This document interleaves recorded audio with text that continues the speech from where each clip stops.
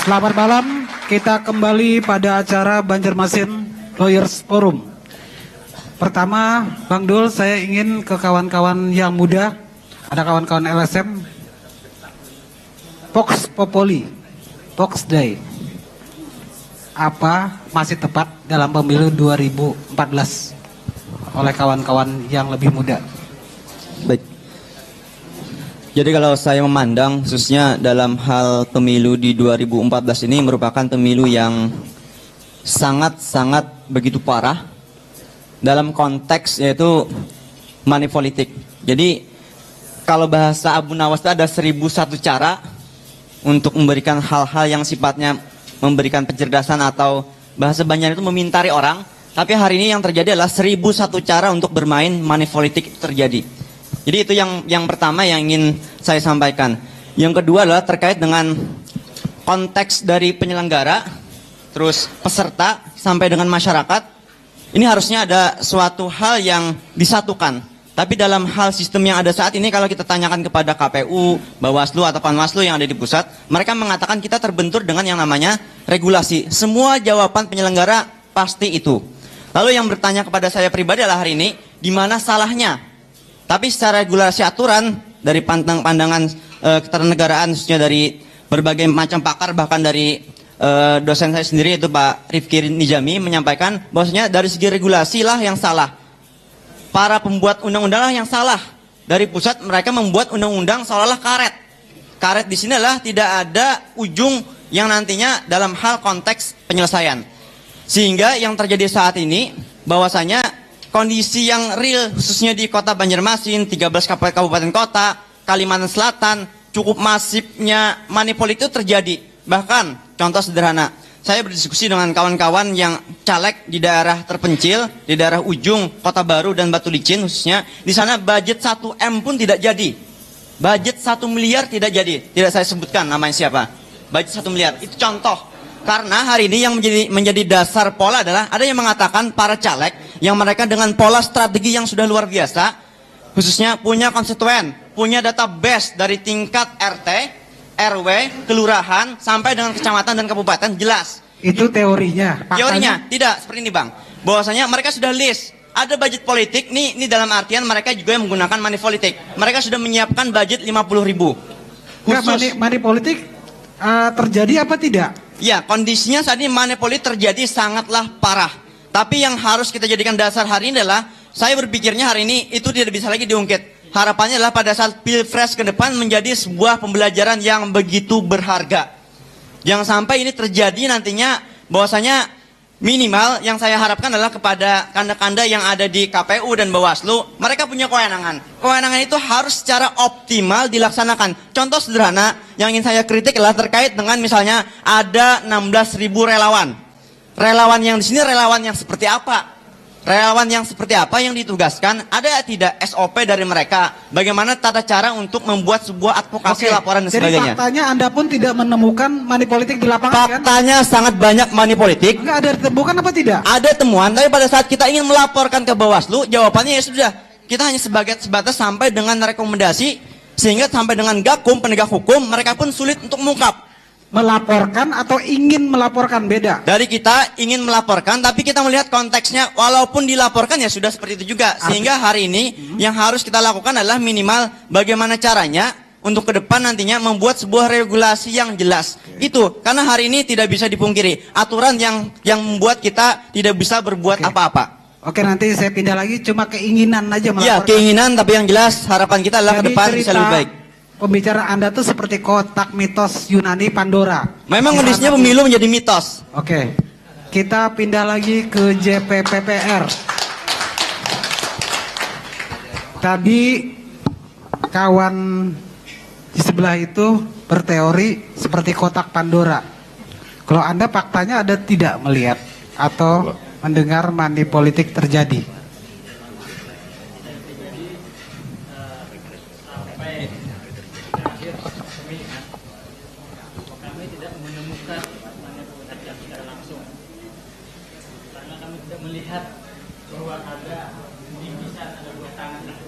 Sabar dulu ya. Oke. Kita tukar. Ya. dari hasil pantauan kami di lapangan bersama rekan-rekan, kami tidak menemukan yang namanya money politik itu secara langsung sebagaimana digembar-gemborkan. Itu fakta yang harus kami akui pada hari H kami pribadi. Entah karena kawan-kawan di situ sudah sangat dikenal karena sebagai relawan pemantau, atau memang boleh dibilang antara maju mundur, boleh dibilang seperti itu. Jadi tidak ada ditemukan kan? Tidak ada menemukan. Wajar. Tapi kalau bicara indikasi, itu saya pikir semua akan mengakui akan ada indikasi. Itu dibuktikan dengan jauh sebelumnya ketika ada pembagian-pembagian barang, pembagian-pembagian bantuan. Apakah nanti ada yang membagikan bingkisan berupa kerudung, ada yang membagikan nanti dalam sembako, itu ada. Tapi ketika kita tanya ke masyarakat, apakah ada indikasi, apakah itu diminta untuk mencoblos? Nah, ini cerdasnya ternyata orang kita. Entah sudah dididik oleh tim sukses atau bagaimana, saya tidak tahu. Ketika kami tanyakan di lapangan, ini hanya pemberian, tidak ada kami diminta untuk memilih. Ini juga fakta di lapangan. Jadi memang agak beratnya di situ kita. Jadi berat ya? Berat dan tidak ditemukan money politik di lapangan. Kami tidak menemukan di lapangan. Oke, jadi betul Bapak Panwas dan Banwas telah bekerja dengan baik. Jangan mengatakan Banwas dan Panwas tidak bekerja dengan baik, buktinya tidak ada kan money politik. Ya. Coba kita minta kepada advokat ya. Ini dari pandangan segi hukum dan saudara Taufik Hidayah, ini advokat senior juga.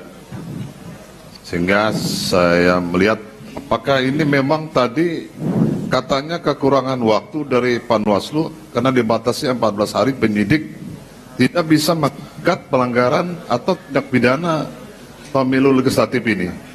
Apakah memang Panwaslu-nya memang bermain mata atau gimana menurut kita? Nah, silakan. Terima kasih. Mendengar pembicaraan dari Bawaslu, juga KPU. Panwaslu. Ya, Panwas temuannya sekian banyak, tapi nggak bisa terangkat ke pengadilan. Ya, itu aneh. Ya, nggak cukup bukti. Kenapa nggak transparan? Buka. Kami siap di belakang. Ya. Ya, para advokat yang tergabung di Banjarmasin Layar itu siap di belakang. Kenapa tidak? Kalau perlu, kalau nggak bisa, Bawaslu-nya perlu dibubarkan. Wah. Bubar. Kenapa tidak? Ya, tadi ada temuan dari teman kami, ya, dari Kota Madia. Nah, konkretnya apa yang dilakukan KPU? Setelah mendapat laporan dari Pak RT, tapi tindakan konkret itu dari KPU apa sih? Kenapa tidak lakukan? Begini, KPPS di bawah KPU, Anda punya kewenangan, kenapa nggak berani bertindak? Jadi hak warga negara itu dikesampingkan. Melanggar hukum apa tidak? Pelanggaran hukum jelas. Kalau saya akan gugat itu, pasti, karena hak saya dihilangkan. Undang-undang sudah mengatur setiap warga negara kedudukannya sama di depan hukum, jelas diatur. Kenapa tidak? Katanya waktunya itu tidak sempat. Waktunya itu bohong. Bohong ya. Itu kebohongan, pasti. Sengaja, masa ya? temuan sekian banyak nggak bisa diajukan? Di sana kan pakar-pakar hukumnya kan ada. Mbok tanyalah sama pakar-pakar hukum. Sekian banyak temuan nggak bisa, itu bohong. Pasti ada main mata itu. Jelas. Nah, kemudian tadi juga saya mendengar ya, di lapangan tidak ada money politik. Ini saya punya bukti. Bukti apa itu? Ini saya punya bukti money politik. Ada atau bentuk Ya. uang cash atau gimana menurut saudara? Ada uang cash. Uang cash ya. Hitam di atas putih ada. Ini saya temuan. Saya selain lawyer, saya juga salah satu ketua LSM Kalsel. Sudah dilaporkan apa belum? Saya tidak akan laporkan ke Bawaslu dan KPU. Saya akan ajukan ke kepolisian. Saya uji coba. Waktunya habis sudah, 14 hari waktunya. Ini bukan masalah Undang-Undang 18, tapi ini pidana murni. Suap. Oh, suap ya. Iya, saya akan uji itu. Dan ini salah satunya sudah saya laksanakan. Nanti kita akan uji. Wah, Jadi kalau nggak ada temuan itu bohong. Dan saya punya bukti bahwa itu terjadi murni politik. kalau ada yang memerintah juga terlibat ya. Ikut serta berdasarkan pasal 5556 KUHP. Ya. Turut serta bisa. Kenapa tidak? Jadi kalau temuan dapat itu bohong. Kami ke lapangan. Yang bohong siapa, Pak? Yang bohong manusianya.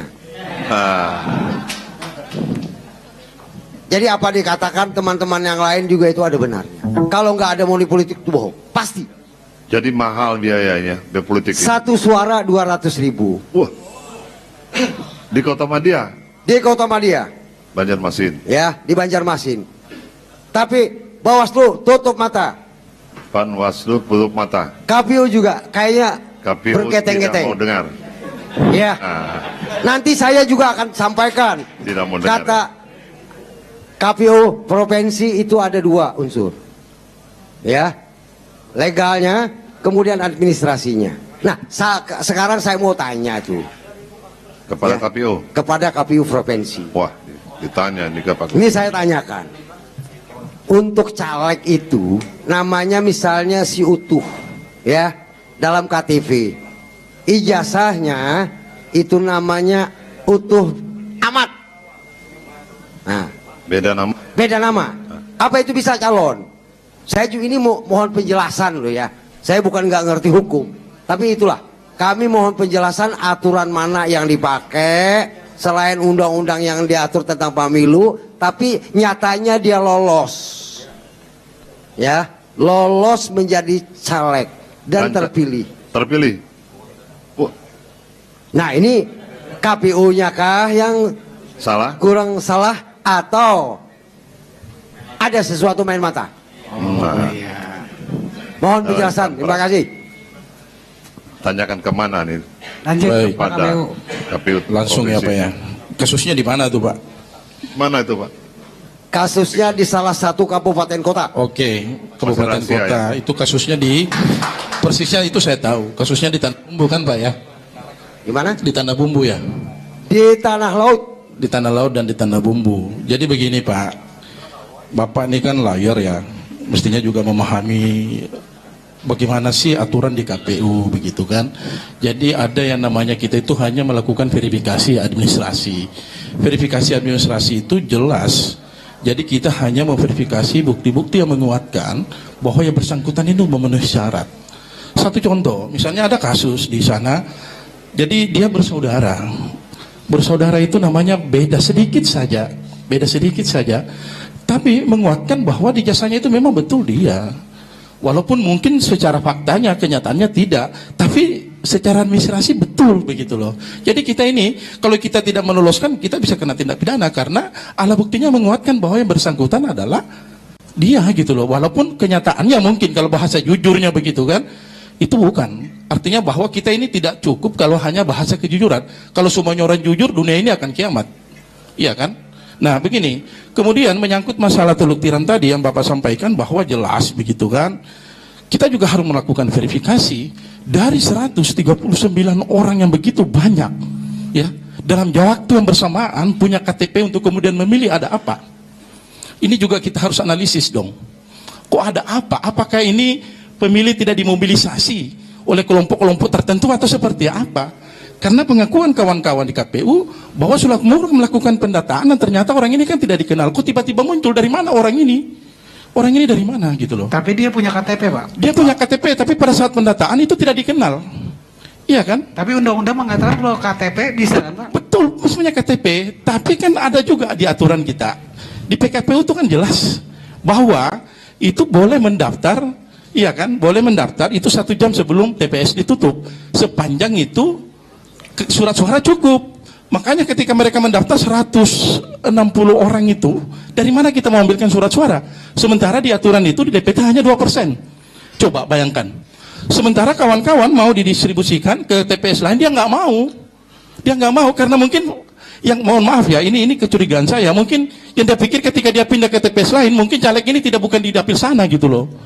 Ini menjadi analisis kita begitu loh. Itu menurut Bapak ya subjektivitas Pak ya? Iya, artinya ini analisis kita gitu kan. Tapi menjadi pertanyaan itu 160 ini dari mana? Ini yang kemarin kita di KPU Pusat itu dipertanyakan. Pak, Ya. maaf, saya bisa bicara Pak? Lanjut, Ya. lanjut. Jadi begini Pak, kalau sampai tanya yang 160 tadi, itu murni warga saya.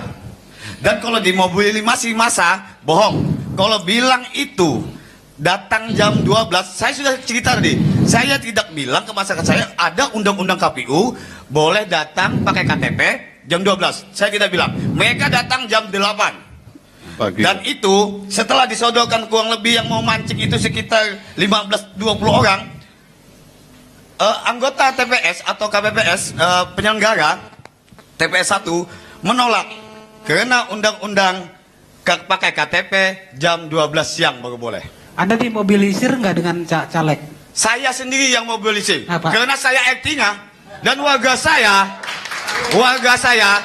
tidak termasuk DPT. Saya ini NKRI, Pak. Warga saya NKRI. Dan bohong itu kalau Jadi saya- mobilisasi masa. Saya tanya Pak, itu Dan kan dibilang tidak dikenal. Sabar. Saya Sabar. tanya. Berdiri aja, sabar. Lanjut Pak. Tadi Bapak mengatakan bahwa itu kan punya EKTP. Ya. Iya. EKTP yang kami tahu di DPT kita itu semuanya terdaftar. Kenapa baru tiba-tiba itu EKTP-nya baru muncul? Bohong kalau tiba-tiba. Saya DPT pertama saya sudah cerita, lapor ke PPS. Sampean selidiki itu anggota sampean PPS. Jadi turun DPT, tunggu dia bilang. Nanti ada perbaikan dari KPO, saya tunggu. Turun DPT, saya lihat lagi. Saya sendiri pentaglihnya Pak. Yang nempel ke rumah itu saya. Sampean boleh lihat warga saya nempel semua. Sampai sekarang tidak dilepas. Jadi udah terdaftar Yang itu. 160 itu kenapa bisa terlupakan Pak masuk di DPT? Saya yang harus tanya, kenapa Loh. tidak terbuat di DPT? Pak, Bohong terlupakan. yang saya tahu yang menyusun itu adalah Pantarli. Kenapa Saya Pantarli? Pantarlinya. Kenapa pasti Bapak sampai lupa menyusun Bapak namanya Bohong itu? kalau lupa. Saya sudah ajukan itu data. Dan saya bisa ambil malam ini juga kalau sampean mau. Boleh. 2013, Juni 2013. Karena pendataan kami yang saya waktu bermasalah di Teluk Tiram, saya ambil datanya di ini dan dibawakan ke saya dan itu di checklist bahwa tak dikenal. Dan saya itu mau tanyakan siapa yang nulis tidak dikenal itu. Buktinya ada Pak, itu bisa Betul diverifikasi. ada bagi sampean. Tapi saya mau tahu siapa yang menulis tidak dikenal. Itu saya tidak tahu. Nah itu selidiki. Nah makanya itu yang harus kita Jadi ini. jangan Kenapa? sampean duga masyarakat saya dimobilisir. Saya artinya yang mobilisir. Iya Pak. Dan saya membela hak ya, membela hak itu, bukan mobilisir. Saya sendiri itu tidak tahu sebenarnya ngumpulnya kapan. Oke, sebentar. Oke. Kata Bapak tadi kalau ada yang bermasalah ditindak ya Pak ya? Pasti ditindak dan kami akan melakukan pleno.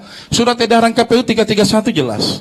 Ketika penyelenggara pemilu di tingkat PPS, PPS, kemudian PPK sampai kabupaten, itu akan diberikan sanksi jelas sekali ketika itu integritasnya diragukan, dependensinya diragukan. Apalagi kalau terjadi politik transaksional, jelas sekali.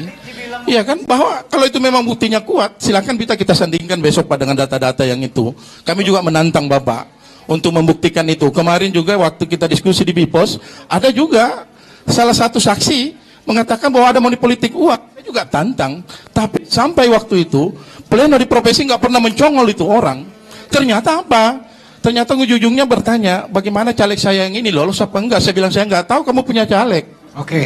Jadi itu menjadi tanya besar, apalagi kalau sampai 160 itu luar biasa. Saya justru mengapresiasi Bapak, seorang ketua RT mengapresiasi anggotanya, masyarakatnya, 160 itu dimobilisir untuk kemudian memilih, luar biasa. Oke. Saya justru mengapresiasi Pak. Oke Pak, dimobilisir untuk dimobilisir untuk memilih.